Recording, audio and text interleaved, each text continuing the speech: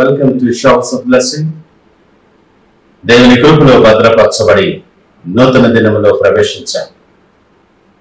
ఈనాటి దేవుని వాగ్దానం, నేను నిన్ను మరువను. I will not forget you. యెషయా గ్రంథం 49వ అధ్యాయం 15వ వచనం. Praise God.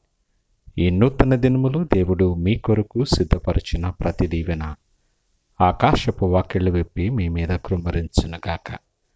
మరి ఒక నూతన దినాన్ని ఆరంభిస్తున్న నేపథ్యంలో ప్రేమ కలిగిన వాగ్దానము ద్వారా దేవుడు మనల్ని దర్శిస్తూ ఉన్నాడు. మరచిపోవడం సాధారణంగా మనందరికీ తెలిసిన అనుభవమే.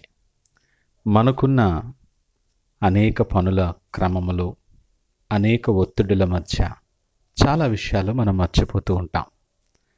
అవి కొన్ని విషయాలు కావచ్చు, కొంతమంది మనుషులు కావచ్చు, స్నేహితులు కావచ్చు, బంధువులు కావచ్చు. కాలక్రమేణా మర్చిపోవడం జరుగుతూ ఉంటుంది.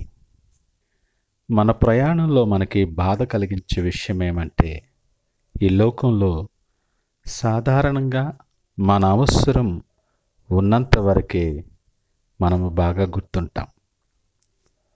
మన అవసరము తీరిపోయిన తర్వాత, లేదా ఇక మీదట మనము దేనికి పనికిరామని ఒక నిర్ధారణకి వచ్చిన తర్వాత మన చుట్టూ ఉన్న వాళ్ళే, ఇంతవరకు మనతో పాటే నడిచిన వాళ్ళే ఎవ్వరూ కనబడరు.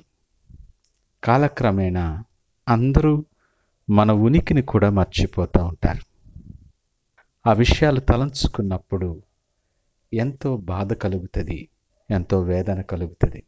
కానీ పరిస్థితుల ప్రభావము చేత వ్యక్తులు కానీ, పరిస్థితులు కానీ, సంఘటనలు కానీ మరిచిపోబడతాయి. మనము దానికి అతీతులం కాదు. కొన్ని విషయాలు కొంతమందిని కాలక్రమేణా వయసును బట్టి, మనకున్న ఒత్తిడులను బట్టి మర్చిపోతూ ఉంటాం, సహజమే. అందరూ నన్ను మర్చిపోయారు, నేనెవ్వరికీ అవసరం లేదన్న మాట నీకు మనసుకి తాకినప్పుడు ఒంటరిగా ఉన్నా అన్న ఫీలింగ్ ఉంటుంది. ఈ ఉదయకాలం అలాంటి పరిస్థితుల్లో నువ్వు నిలిచి ఉంటే, నీ పరిస్థితిని బట్టి నువ్వు వేదన చెందుతున్న నేపథ్యంలో ఉన్నట్లయితే నీతోనే సూటిగా దేవుడు మాట్లాడుతున్నాడు. ఆయన దృష్టిలో నువ్వెంతో శ్రేష్టమైన వ్యక్తివి. ఆయన అంటున్నాడు, నేను నిన్ను మర్చిపోలేదు. జగత్తు పునాది వేయబడక మునిపే నీ ఎడల ఆయన ప్రత్యేకమైన ప్రణాళిక కలిగి ఉన్నాడు. ప్రేమ కలిగిన దేవుడు ఆయన. విడువను ఎడబాయనని సెలవిచ్చిన దేవుడు. మాట ఇచ్చి తప్పే దేవుడు కాదు, నమ్మదగినవాడు.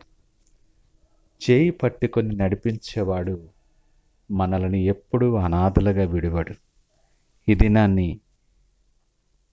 మనందరితో ఈ వాగ్దానము చేస్తూ ఉన్నాడు, నేను నిన్ను మరువను. ఈ మాట ఎంతో ఆదరణ కలిగిస్తుంది మనకు. ప్రతి పరిస్థితికి చాలిన దేవుడను, నా కృప నిన్ను ఎప్పటికీ వీడిపోదు అని దేవుడు నీకు వాగ్దానము చేస్తూ ఉన్నాడు.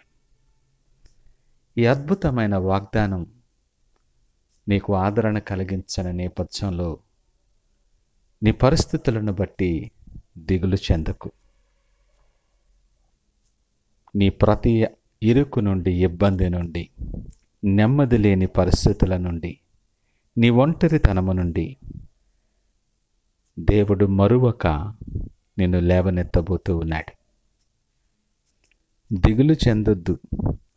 దేవుడు కూడా వదిలేశాడేమో అని ఆలోచన రానివ్వద్దు. నేను నిన్ను మరువను అంటున్నాడు. నిన్ను మరువక నిన్ను ప్రేమించే దేవుడు నీ కొరకు అరణ్యములో కూడా త్రోవ కలుగ చేయబోతూ ఉన్నాడు. ఆయన నీతో పాటు ఉండగా నీకు విరోధి ఎవడు? కనుక ఏ పరిస్థితిని నిన్ను కలవరపెట్టనీయొద్దు. నిన్ను నిన్నుగా ప్రేమించే దేవుడు నీకు తోడుగా ఉన్నాడు. ధైర్యము తెచ్చుకో. ఆయన వైపు తిరగటానికి ఇష్టపడు.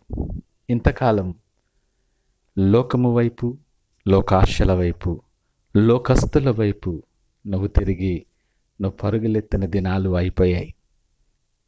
ఇప్పుడు దేవుడిచ్చిన నూతన అవకాశములో ఆయన వైపు ఆశ కలిగి నువ్వు పరిగెత్తు. ఆశ కలిగిన ప్రాణాన్ని మేలుతో తృప్తిపరచువాడు ఆయన దగ్గరకు వచ్చి వారిని ఎంత మాత్రము త్రోసివేసే దేవుడు కాదు. నిన్ను మరువని దేవుడు, విడువని ఎడబాయని దేవుడు నీ కొరకు చేతులు చాచించుతున్నాడు. ఈ నూతన అవకాశములో, నూతన దినములో ఆయన వైపు చూస్తూ మనము సమర్పణ చేసుకొని ఆయన సిద్ధపరిచిన దీవెన కొరకు ప్రార్థన పూర్వకముగా సిద్ధపడి దినాన్ని ఆరంభిద్దామా? ప్రార్థించుకుందాం. పరిశుద్ధుడు, ప్రేమ నమ్మకమైన మా యేసయ్యా స్తోత్రాలు. ఈ ఉదయకాల సమయం మాతో మీరు మాట్లాడారు. అవును ప్రభువా, నీవు విడువని ఎడబాయని దేవుడవు.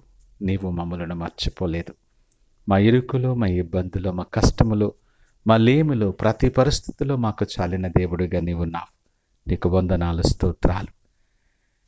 ఈ ఉదయకాల సమయం ఇదిగో లోకము నుండి నీ వైపు మేము తిరిగి నువ్వు సిద్ధపరిచిన మార్గాల్లో నడవటానికి, నీ కృపను మేము పొందుకొని అందులో నిలిచి ఉండటానికి సిద్ధపడి నీ వైపు చూస్తూ ఉన్నాం. ద్వారాలు తెరిచి మీరు మమ్మల్ని దీవించి ఆశీర్వదించి మీరే మహిమ, ఘనత, ప్రభావాలు పొందమని యేసు నామమున అడిగి వేడుకొనుచున్నాము తండ్రి. ఆమేన్. God bless you.